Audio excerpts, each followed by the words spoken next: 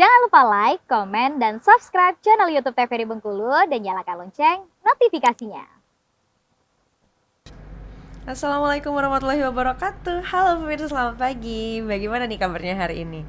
Semoga selalu dalam keadaan sehat walafiat dan tetap bersemangat. Hari ini jumpa lagi bersama saya Utarno Fadini, tentunya dalam acara Opini Obrolan Pagi ini. Nah pemirsa, hari ini kita akan membahas seputaran perempuan nih. Bagaimana sih seharusnya kita menjadi perempuan, dan bagaimana sih ruang publik seharusnya dengan perempuan. Dengan tema kita pada hari ini yaitu perempuan, ruang publik, dan persoalannya, bersama dengan Mbak Hanifatul Latifah. Langsung saja kita sapa. Halo Mbak. Halo Mbak. Bagaimana kabarnya hari ini? Alhamdulillah baik, walaupun agak batuk sekarang ya. Agak baik, iya. Oke, tapi masih bersemangat kan ya? Ayo semangat untuk hadir dan menginspirasi kami hari ini. Oh, tentu Mbak. Oke. Nah hari ini tema kita tuh tentang perempuan, ruang publik, dan persoalannya. Ini dibilang apa ya, agak berat ya obrolan kita hari ini ya. Benar Mbak. Tapi bagaimana sih harusnya menjadi seorang perempuan, dan bagaimana tanggapan atau respon apa publik seharusnya dengan perempuan seperti apa gitu. Itu akan kita bahas hari ini. Tapi sebelum itu pengen tahu dulu nih. Oke. Tentang profilnya Mbak sendiri nih, aslinya dari mana? Asalnya dari mana? Kalau saya sih aslinya dari Arga Makmur, Bengkulu Utara. Nah, jadi saya lahir di Arga Makmur ya Mbak ya. Saya SMA di SMA 1 Arga Makmur. Kemudian kemarin kuliahnya di UNIP di Fakultas Hukum angkatan 2016 Mbak. Kalau sekarang sih sendiri lebih banyak kegiatannya di aktivitas di lingkungan. Oh, di lingkungan Mbak. Sekarang. Nah kita sempat diskusi juga, ternyata perempuan ini berperan penting ya. Benar Mbak. Berperan penting dengan lingkungan ya. Benar. Jadi pembahasan tentang isu lingkungan itu berkaitan nih. Benar. Dengan persoalan perempuan. Karena perempuan itu nggak bisa lepas dari lingkungan ya Mbak ya. Karena yang kita tahu di masyarakat itu kan perempuan dia lebih dekat dengan sumber daya alam seperti air bersih, terus bagaimana perempuan tuh mencari bahan-bahan makanan itu kan dari alam. Nah, ketika misalnya alam itu rusak, itu maka pertama kali yang terkena dampaknya itu perempuan Mbak, karena dia bekerja mencari air, memasak, mencuci, bahan dan segala pangan macam. lah ya. Iya, bahan pangan termasuk salah satunya. Oke, seperti itu. Jadi itu alasannya mengapa nih pembahasan tentang lingkungan ini pasti akan nyerempet nih ke perempuan. Pasti ujung-ujungnya tuh ke sana tuh. Benar. Ya kan, perdiskusian itu. Oke. Ini kita secara nggak sadar ya samaan ya konsep bajunya ini ya, putih-putih biru-biru ya. Oke deh. Nah menurut Mbak sendiri bagaimana sih perempuan, persoalan apa nih yang dihadapi oleh perempuan sekarang ini? Sebenarnya kalau persoalan perempuan itu banyak ya Mbak ya. Tapi yang bisa kita lihat secara langsung itu adanya double burden bagi perempuan. Double burden itu seperti beban ganda. Ketika misalnya kita ingin mencapai tujuan-tujuan kita, mencapai cita-cita kita, dan kita berkarir misalnya, kita tidak bisa lepas dari pekerjaan-pekerjaan domestik, pekerjaan-pekerjaan rumah tangga. Benar. Ketika misalnya kita akan berangkat kerja nih misalnya, atau berangkat mencari peluang kesempatan lah ya, ketika pagi hari kita tetap dibebankan sama pekerjaan rumah tangga, misalnya pekerjaan-pekerjaan domestik seperti memasak, mencuci, dan segala macam. Nah ketika siang tuh kita beraktivitas, kita mengeluarkan segala energi kita tuh. Ketika pulang ke rumah kembali lagi kita dibebankan sama pekerjaan-pekerjaan rumah. Dan itu yang aku rasa tuh membuat perempuan tuh cukup lelah dalam beraktivitas. Oke, jadi itu permasalahan yang apa ya, yang lagi diperbincangkan, yang lagi hangat-hangatnya sekarang adalah tentang itu. Oke ya, kalau kita lihat nih benar juga ya, bagaimana juga respon kalau kita melihat, karena sekarang kan serba digital, sosial media. Itu pasti banyak juga komentar-komentar seperti itu. Ini begini, wanita itu harusnya seperti ini, wanita itu harusnya seperti ini. Dan kalau kita bicara tentang respon publik, bagaimana sekarang? Nah, perempuan itu kan dia tidak bisa, dia selalu dilekatkan sama namanya stereotype. Stereotype, pandangan bahwa perempuan itu harus seperti ini, seperti ini. Perempuan tuh harus menjadi semacam dijadikan kodrat ya. Benar. Perempuan tuh harus menjadi ibu rumah tangga yang baik.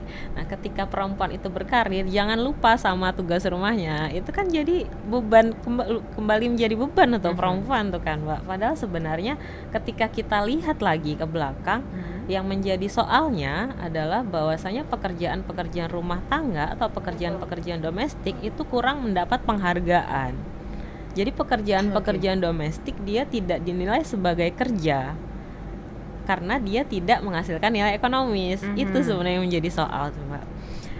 Sebenarnya ketika misalnya perempuan dia mengambil peran-peran domestik atau mengambil pekerjaan-pekerjaan rumah tangga, dia tidak menjadi soal ketika perempuannya itu tidak merasa memiliki beban lebih. Ketika dia merasa dihargai, dia mendapat penghargaan, itu sebenarnya tidak menjadi soal.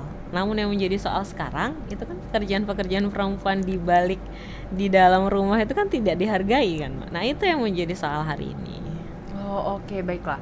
Di sini sebenarnya yang menjadi soal itu adalah ketika masalah penghargaan nih, kembali lagi bagaimana saling menghargai. Sebenarnya kalau kita tarik lurus ya, sebenarnya bagaimana sih cara menghargai sesama manusia?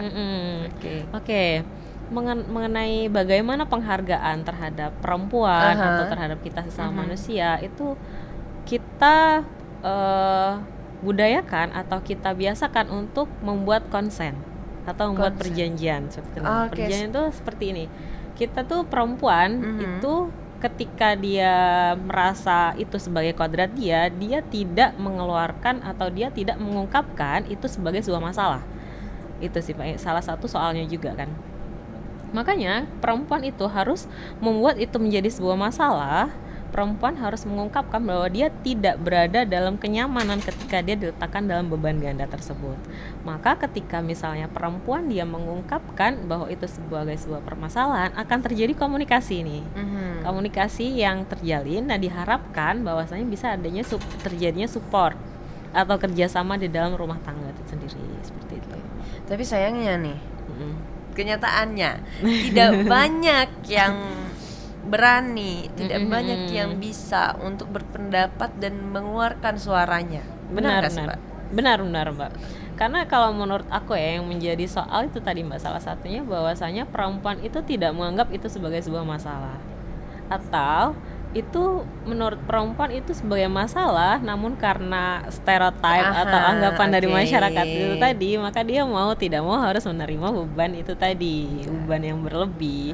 Itu yang juga menjadi soal sih Mbak. Makanya dalam kasus-kasus persoalan perempuan itu apa ya, yang harus benar-benar diperbaiki itu mindset sebenarnya tuh. Itu yang harus dibenahin bersama. Benar.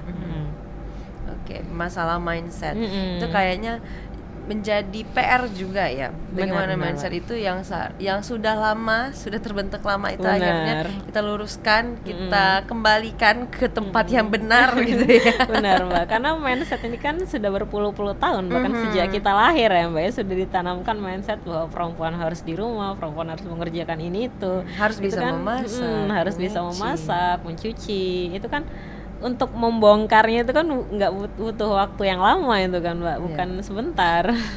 Oke. Nah, apakah sering Mbak diadakannya diskusi-diskusi semacam ini?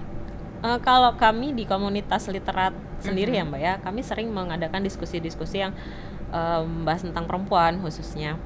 Nah, namun untuk diskusi-diskusi yang publik yang mengundang banyak orang, melibatkan banyak orang itu nggak sering sih, tapi memang kita di lingkaran kami, di lingkaran pemuda dan mahasiswa itu sendiri, itu sering mengadakan diskusi-diskusi harian seperti itu Mbak, yang membahas mengenai perempuan khusus salah satunya.